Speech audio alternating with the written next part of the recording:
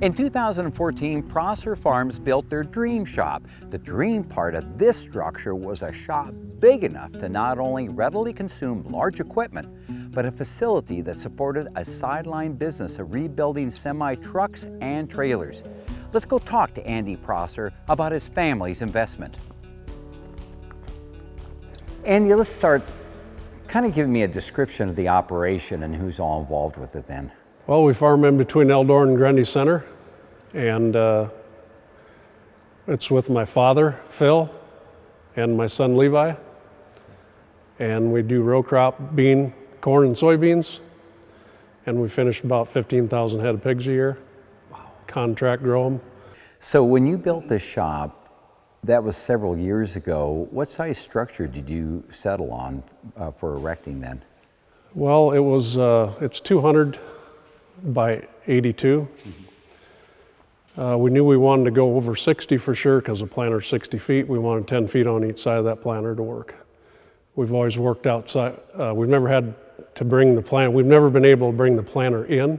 I've always worked on it in the dirt, so we wanted a place decent to work on that planter. So really the planter set the size of the shop. Yep, pretty much. But this is more than just a shop. At least the structure is more than the shop, isn't it? Right. You also have machine storage in the back. There's 100 by 82 in the back. Oh, okay. And we call it the cold storage, which it's just machinery storage. The Prossers bury two 40-foot beams in their floor to act as tie-downs to straighten vehicle and trailer frames. These tie-downs, which are often chains, are welded to the beam to be later cut off when the job is done. Back to the shop, on the way that you handled the setup, very little is attached except for your auto lift, which has to be. You've tried to keep everything on wheels, and also explained it like some of the different carts that you have. They're all equipped with whatever's needed for that particular job, right? Yeah, we've got a riveting cart, we've got a hut gun, we've got anything you need to rivet a grain trailer, a pot, a livestock trailer. I'll roll that cart over, it's all right there, saved me a lot of walking.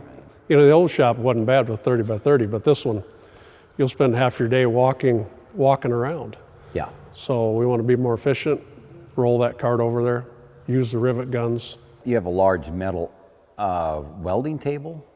Yeah, we call it our rolling bench. Yeah. It's got a vise on it, everything down below, electric drills, grinders, anything you need to make something real quick to patch something up or, fix it, one of the two. What is the handiest tool in the Prosser shop? That would be this scissors lift. The Prossers have found the lift to be indispensable, Phil Prosser says, particularly when working on tall equipment. If you had to do something over again, I think I know what the answer to this was, because I was back in the machine storage. You've got to really fit in there tightly, and I kind of admire your creativity, how you got everything in, but I assume you discovered later you could have used a little more machine storage. Right, yeah, we always can use another machine shed. There's some things maybe a guy should get rid of, but then it's always harder to sell things. But for the shop itself, though, you're pretty pleased with the size you chose and how you kind of designed it. Yep, yeah. I'm really pleased with it. Andy's father, Phil, started out farming, making repairs quite literally under a tree limb. I asked Phil about his first open-air shop and what he likes about this structure. So, Phil, you got to explain, what did you start out in farming with for a shop? I started out with actually under a tree. I had a branch that came out that I could hook a chain hoist on, and it was strong enough that I could lift an engine out of something, or lift whatever you wanted to lift. And I just, it was under a shade tree, basically. I had no building or anything. That's what I started with. So you progressed that to at least a little better building along the way. Yeah.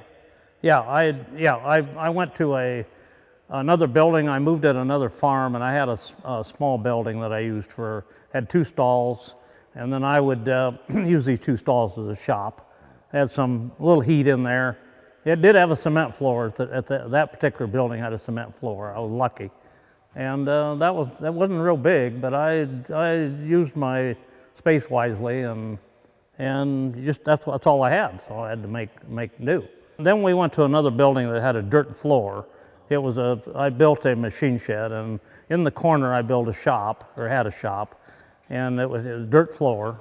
And we worked on a dirt floor for quite a while. So with time, you had different structures that you and your son Andy were using then, and now you're operating in this.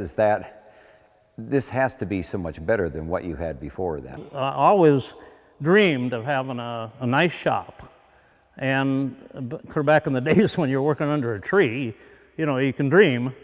Well, I've always had this dream of having a really nice shop. And so I've fulfilled my dream by building this shop. Every day I walk in here in the morning, I come out and I go in the shop and I think, man, this is really nice. And I really do appreciate it. It's just a wonderful tool for the farm. And I call it a tool because it is a tool. It's very necessary. As far as our operation, and most farms need a place to get in and work on things and be comfortable while you're working.